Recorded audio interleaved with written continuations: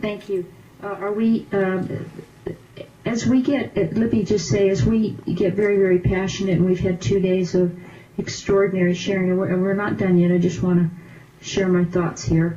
I live in an HOA, so I've lived in the same home for since Christmas of 1987, and the home was the original owner of the home was my father, so it's been the family home since 1975 or 6.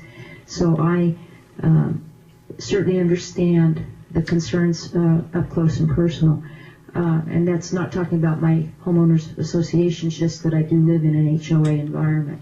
But because we are all here to discuss these very important issues, again, as I said yesterday, these are issues that are close to us because this is the government, for lack of a better word, that is closest to us. As we walk out our front door, it is there. And so what I would caution and request is that as we share our stories, to be a little bit concerned about picking out particular people and singling them out by name. We can certainly appreciate the story for the merit of the story without bringing people's names into it. We don't need that for the record to understand the passion and sometimes certainly the pain of what all of the witnesses are sharing with us today as yesterday and as we go forward with the other bills. So it's certainly, we can get the story, we don't need the names, just share the information without those kinds of details. We don't need those to process very closely to our heads and hearts what it is that you want us to understand. So we're going to go back south, and I know it's a lot warmer there than it is here in Carson City. I'm going to, again, continue from yesterday's sign-up sheet. So Linda's helping me here. Dr. Robin, I'm going to, if I say your names inappropriately, I apologize. My name gets misstated often too. Dr. Robin Hune and John Radoka. Are either of you in the audience? Please come forward. Okay. And we already have someone at the table. And then so, is that Mr. Kelly still at the table? I don't think we need you anymore, Mr. Kelly. We'll go on to our next witness if that's okay. No, ma'am. It's Rick Shelton. Oh, I'm sorry. See, you know these videos, they trick us a little bit. So, Mr. Shelton, had I called you already? No, ma'am. Could we just take this in order if that would be okay, because there are people who had signed up earlier? Certainly. We're going to get to everybody, but I just want to be respectful of people who have signed up in the order that they signed up. So we have 2, so we'll go to the next name. Dolores Bornback. Is Dolores available? And here she comes. Okay, that's our 3. And in whatever order you want to go, and because we're working with a facts sheet, if you would state your name, spell your name and any affiliation, and then proceed in whatever order. And remember, be as close to 5 minutes if you can so that we can get everybody at the table. Thank you. Madam Chair and committee members, my name is Dr. Robin Hune, Robin with an I, H-U-H-N. I am an advocate for homeowners living in homeowner communities. I have to say that I did not want to be emotional during this testimony. So I will defer to Ms. Spaniel and Mr. Haddad's testimony. I stand behind them 100%. I've been harassed by my homeowners association, which is Calico Ridge, and the Nicklin Property Management Company for almost 2 years. The HOA sued me in court, and it cost me over $20,000 to defend myself.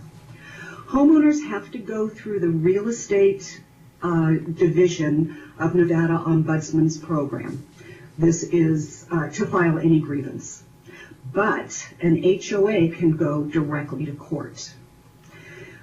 This becomes a very expensive process.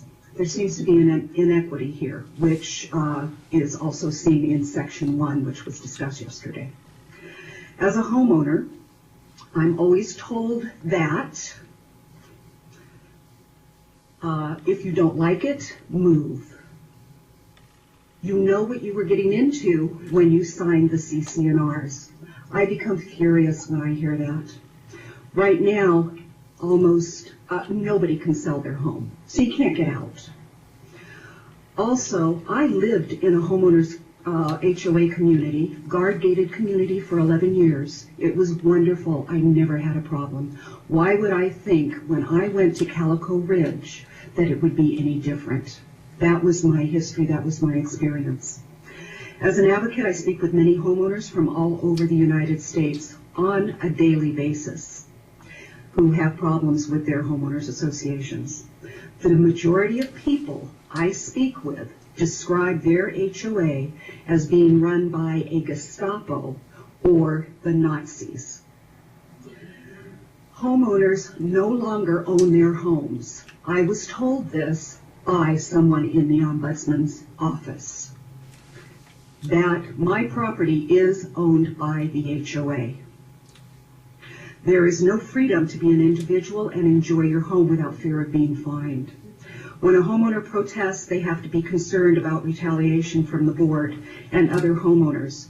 And there was a gentleman up here just a short while ago who admitted that homeowners associations do harass the tenants and the homeowners. I've spoken with homeowners here in Las Vegas that have had death threats against them. A mid-70s-year-old woman who is petrified because on a weekly basis she receives death threats.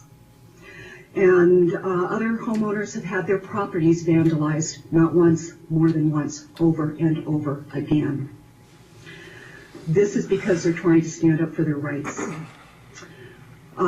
Interestingly enough, yesterday there were some words being used by someone who is pro-174, stating words like control, HOAs to maintain order. HOAs are a governing body unto themselves. That's kind of what the Gestapo was all about as well. I believe that the CIA report stating that 71% of the HOA homeowners are happy is extremely biased. That would be like the tobacco companies providing their own research to say that smoking is not harmful. I see SB 174 as a way for the HOA, property management companies, collection companies, and attorneys to limit the amount of freedom a homeowner has, thus generating more income for themselves and their pockets. The HOA board members work for the property management and collection companies for free. It doesn't get any better than to get your work done for free. I cannot urge you enough to look at Jonathan Friedrich's changes to the proposal on SB 174 and do the right thing for your neighbors. Thank you very much. Thank you, Dr. Hune. Yay! I was able to pronounce your name correctly when I first called you up. Are there any questions of Dr. Hune, committee? Thank you. And our next witness, please identify yourself, spell your name, and proceed.